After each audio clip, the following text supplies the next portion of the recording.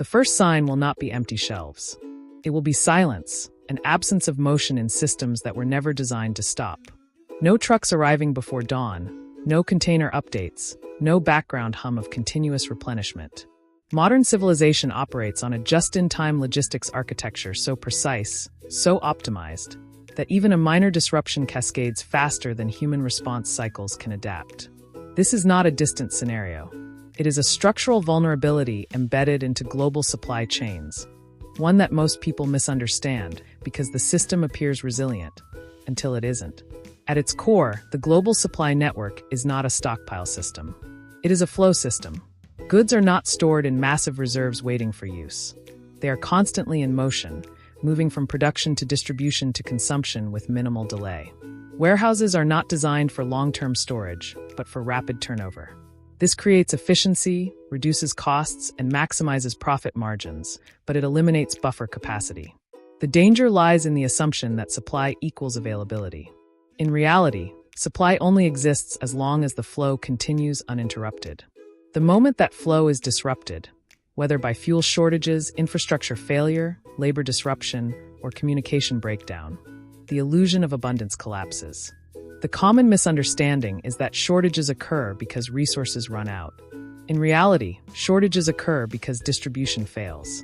Food may exist in abundance at the source, but without transportation, refrigeration, and coordinated logistics, it never reaches the end user. This is a systems engineering problem, not a scarcity problem. The public often imagines crisis as a gradual depletion, but in a logistics failure, the transition is abrupt. Shelves do not slowly empty over weeks. They clear within hours as panic buying accelerates demand far beyond normal consumption rates. The hidden science behind this lies in throughput dependency and demand amplification.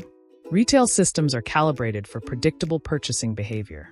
When uncertainty enters the system, demand spikes exponentially, not linearly. A store that restocks daily based on average consumption cannot compensate when demand increases fivefold in a single day. This is not a failure of planning. It is a mathematical inevitability. Supply chains are designed for efficiency under stable conditions, not resilience under stress. The tighter the optimization, the more fragile the system becomes when variables change. Evidence of this vulnerability has already surfaced multiple times in recent history. Temporary disruptions, whether from natural disasters, pandemics, or localized infrastructure failures, have demonstrated how quickly supply chains can destabilize. In each case, the pattern repeats. Initial disruption, followed by consumer panic, followed by systemic strain, and finally visible shortages.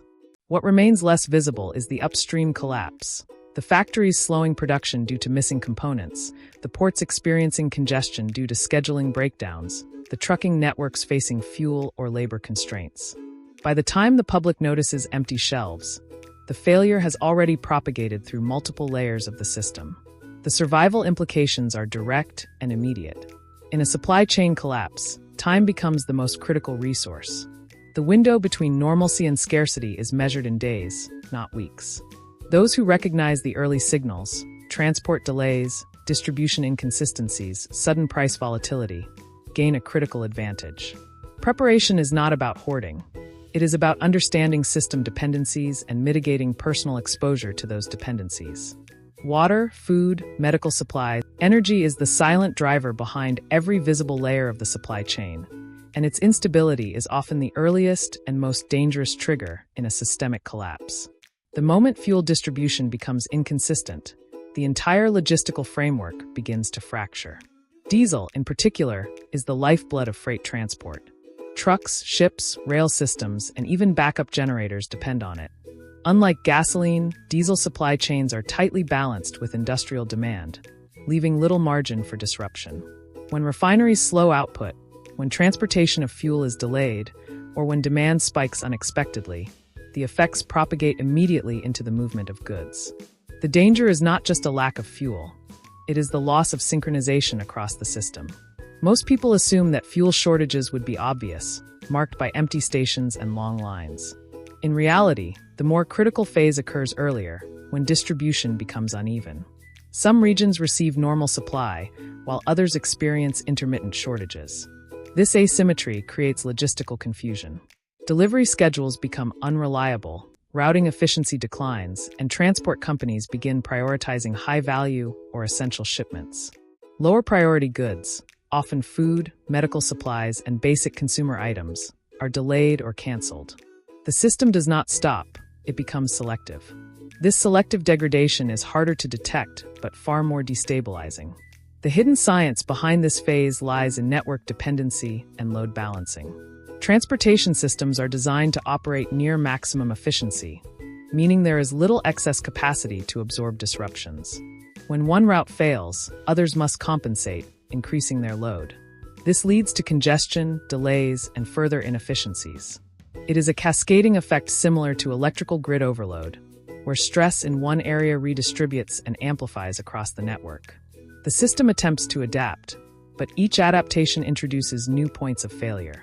Evidence of this dynamic can be observed in past disruptions where localized fuel shortages led to widespread logistical delays. Even when total fuel supply was sufficient, distribution inefficiencies caused bottlenecks that halted deliveries. Ports experienced congestion not because goods were unavailable, but because transportation could not move them inland efficiently. Warehouses filled beyond capacity, while retail locations simultaneously experienced shortages.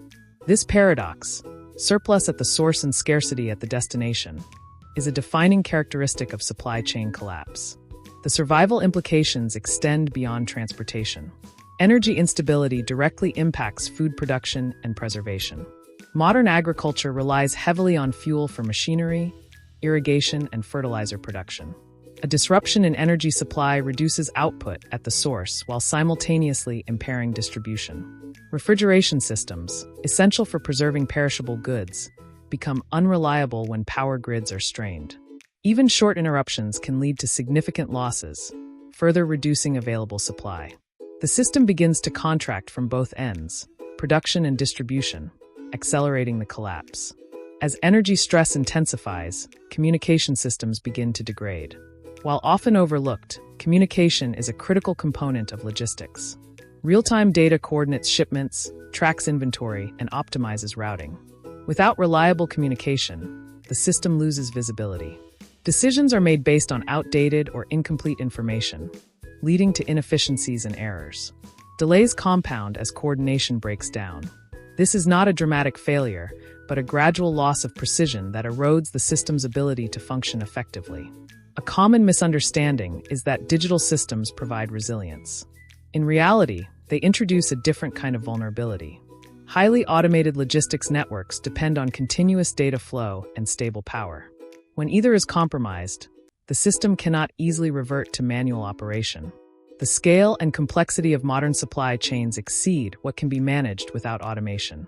This creates a dependency loop where technology enhances efficiency but reduces adaptability under degraded conditions. The hidden mechanism here is latency amplification. As communication delays increase, the accuracy of information decreases. This leads to overcorrection, ordering more than necessary, rerouting shipments inefficiently, or misallocating resources. Each decision, made with imperfect data, introduces further imbalance. The system begins to oscillate, unable to stabilize because feedback loops are disrupted. This is a well-documented phenomenon in control systems engineering, where delayed feedback leads to instability and eventual failure. Real-world evidence of this can be seen in scenarios where communication outages, even brief ones, caused significant logistical disruptions. Systems designed for real-time optimization struggled to adapt when data flow was interrupted. The result was not immediate collapse, but a gradual degradation that became increasingly difficult to reverse. By the time communication was restored, the backlog and misalignment had already created widespread inefficiencies. For individuals, the implications are subtle but critical. As communication degrades, public information becomes less reliable. Reports of availability, pricing, and distribution may no longer reflect reality. This creates a gap between perception and actual conditions. Those relying solely on external information are at a disadvantage. Situational awareness becomes a personal responsibility, requiring observation of local conditions rather than dependence on centralized data. As these layers, energy, transportation, and communication, interact under stress, the system enters a phase of compounding failure. Each layer depends on the others, and degradation in one accelerates degradation in the others. Fuel shortages delay deliveries.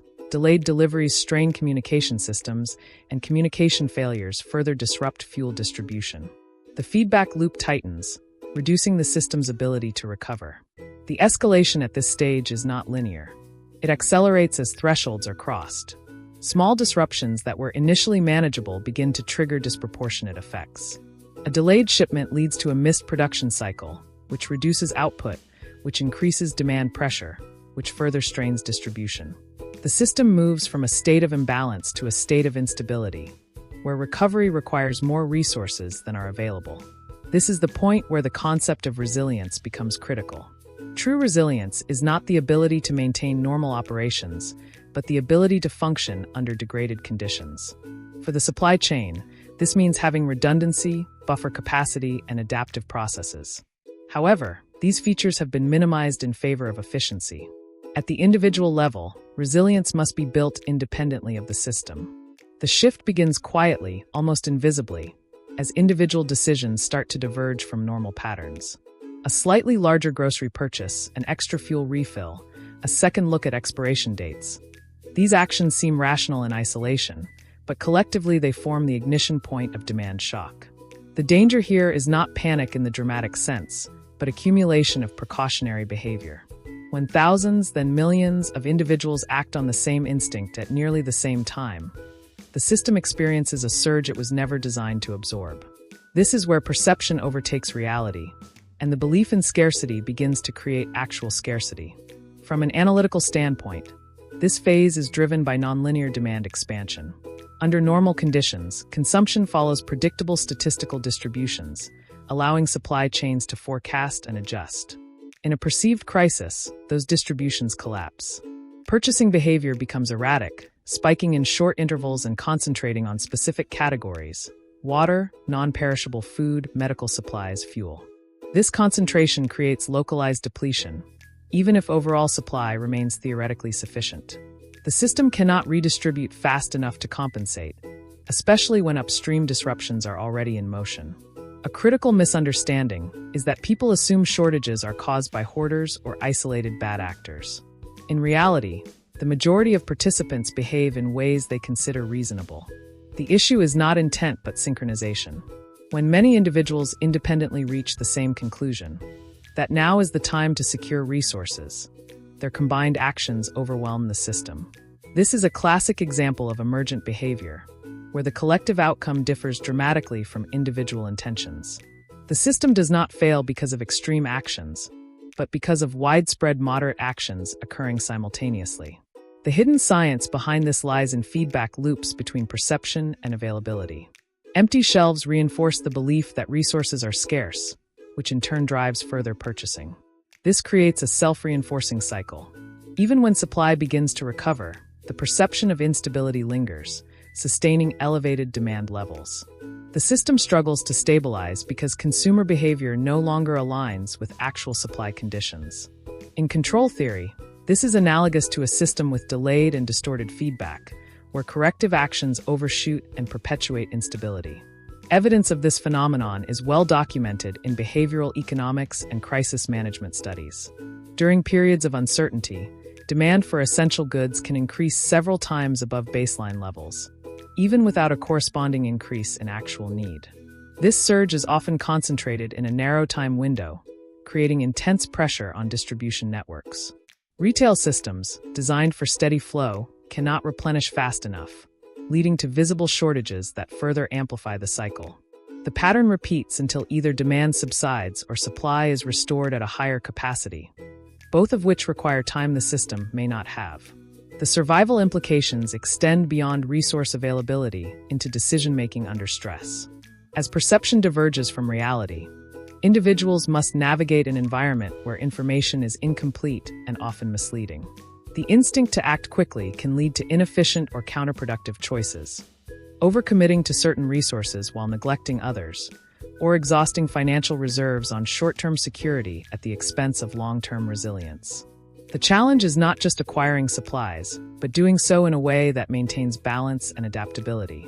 As this behavioral pressure intensifies, it begins to interact with institutional responses. Governments and organizations may implement measures to stabilize the situation: rationing, price controls, or distribution prioritization. While intended to restore order, these interventions can introduce new complexities. Rationing, for example, may limit access to critical resources for some individuals, while price controls can distort market signals, reducing incentives for suppliers to increase output. The system becomes constrained not only by physical limitations, but by regulatory ones, further complicating recovery efforts. The hidden mechanism at this stage is constraint amplification. Each new limitation, whether logistical, behavioral, or regulatory, reduces the system's flexibility. Adaptation becomes more difficult as options narrow. This rigidity increases the likelihood of further disruptions, as the system cannot easily reconfigure in response to changing conditions. What began as a supply issue evolves into a coordination problem, where aligning actions across multiple levels becomes increasingly challenging. Real-world evidence shows that once a system enters this phase, recovery is not immediate even after the initial trigger is resolved. Behavioral patterns persist, supply chains require time to realign, and trust in the system remains diminished. This lag creates a prolonged period of instability, where conditions fluctuate unpredictably. For individuals, this means that the end of visible shortages does not necessarily signal a return to normalcy. The underlying system may still be fragile, vulnerable to renewed disruption. The escalation continues as secondary shortages emerge. As primary resources become scarce, attention shifts to substitutes, alternative food sources, different fuel types, improvised solutions. This shift places new pressure on previously stable parts of the system, spreading the disruption further. For example, increased demand for shelf-stable foods can strain production lines not designed for such volume, while alternative energy sources may lack the infrastructure to support widespread use. The system's interconnectedness ensures that no disruption remains isolated for long. At this point, the collapse dynamic becomes self-propagating. Initial disruptions trigger behavioral responses, which amplify logistical strain, which in turn reinforces behavioral responses. Breaking this cycle requires restoring both physical supply and psychological confidence, an extremely difficult task once trust has been eroded. The system is no longer dealing with a single problem, but with a network of interdependent challenges that must be addressed simultaneously. For those observing closely, this phase reveals a critical insight. Survival is not solely about resources, but about timing and decision quality. Acting too late places individuals at the mercy of depleted systems, while acting too early without proper strategy can lead to inefficiency and waste. The optimal window is narrow, defined by early recognition and measured response. This requires understanding not just what is happening, but why it is happening at a systemic level. As the situation progresses, the focus shifts from acquisition to maintenance. Resources secured during the initial phase must be preserved.